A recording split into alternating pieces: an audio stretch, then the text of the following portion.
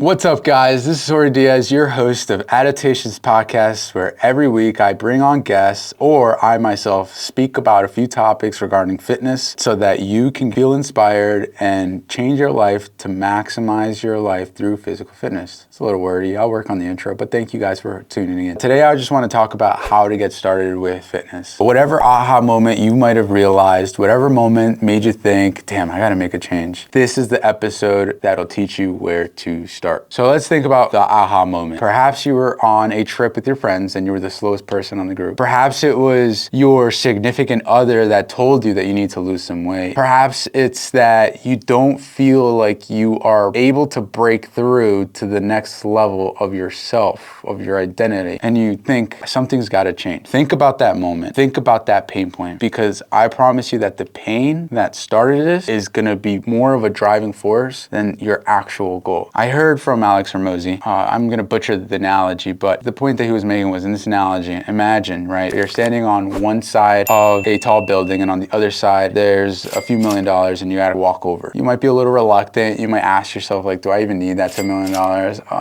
Is it worth me potentially dying? Sure. Now, let's take the inverse of that. Imagine you're on one side of that building and on the other side of the building, there is a criminal holding a knife up to your mom's throat. No! You're more likely to dash right over. And that's because that pain, that fear is a stronger motivator than the actual desire itself sometimes. And so when you don't feel motivated, when you're wondering whether this is working or not, when you're getting discouraged because you're not making progress, remember why you started. Okay, so you have your motivator. Now you got to go find a plan of action. And the way you find that plan of action is by thinking about that goal. Let's start off with everybody. I've heard this so many times. I just want to get healthier. That's not enough of a goal. Think of a SMART goal. This is very common. The SMART goal, for those who don't know, is a specific, measurable, attainable, realistic, and timely. So it has to be specific. You can't just say, I just want to be healthier. You have to have a definition of what healthier means. So it has to be specific. I want to be able to run a mile. Maybe you can't run one now, and maybe your goal is to run that mile. I want to lose 10, 15 pounds. I want to go to the gym 30 days in a row. That's actually a really good one. I think that's probably the best one, is not necessarily developing an outcome goal, but a process-oriented goal. Like, I want to go to the gym every morning this week. Okay, can you measure it? I think you can measure how many times you go to the gym a week, how many times you work out a week. It doesn't have to be actually going to the physical gym. Maybe you're just at home doing push-ups and squats. Is it attainable? Okay, you're working 70 hours a week, but you work Monday through Friday, so you have Saturday and Sunday. That sounds pretty attainable to me. Is it realistic?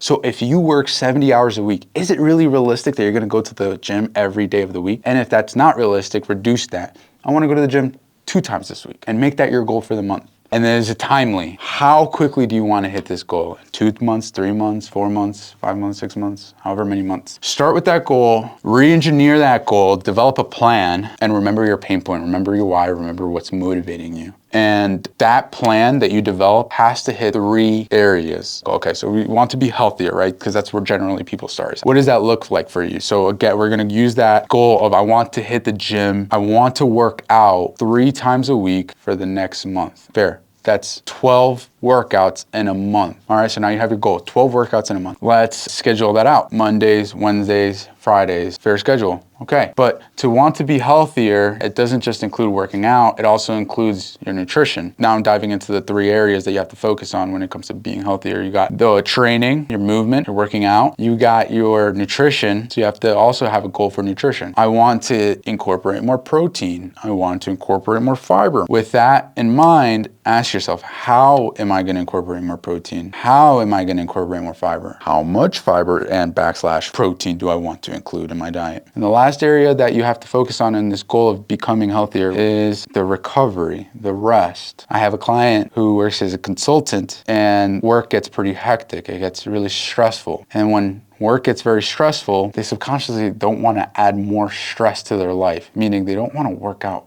more. So because he neglects his ability to recover from the work stress, he falls behind on his training. So what we did was we decided that we would tackle his recovery just as strong as his training. What's one of the ways that you can recover? Active meditation. Another way that you could recover is taking time out of the day for yourself. Another way that you can recover, go into a sauna. Another way you could recover is getting a massage. But you want to be as consistent in that recovery process as the training, as the nutrition, so that you can continue to stack progress week over week. And remember, if your goal is to lose weight, if your goal is to be healthier, you don't get healthier or lose weight in one meal, one training session, or through one spa visit. You get healthier, lose weight, get stronger, whatever your goal is, through weeks, months, and years. So more important than this plan is your ability to stay consistent. Let's use this example of having the 9 to 5, have kids at home, you don't have time to work out, you're not really in control of your nutrition. What do? Number one, let's make sure you're putting time aside in your day for yourself. And exercise is the best form of self-care. So let's get the mindset correct. That exercise is a form of self-care, and in order for you to fulfill these other obligations, you've got to care for yourself first, meaning your best bet will probably be exercising in the morning. So for this certain individual, as in a beginner, my professional recommendation would be Mondays, Wednesdays, Fridays, you do some form of exercise at 6 or 7 a.m. It can be at home, so you don't have to travel to the gym, or if your gym is close, include that commute into the amount of time that you are committing to working out. So now set a realistic goal of working out for an hour, maybe less, 45 minutes. 45 minutes of actual working out, 15 minutes to get to the gym, 15 minutes to leave. Boom.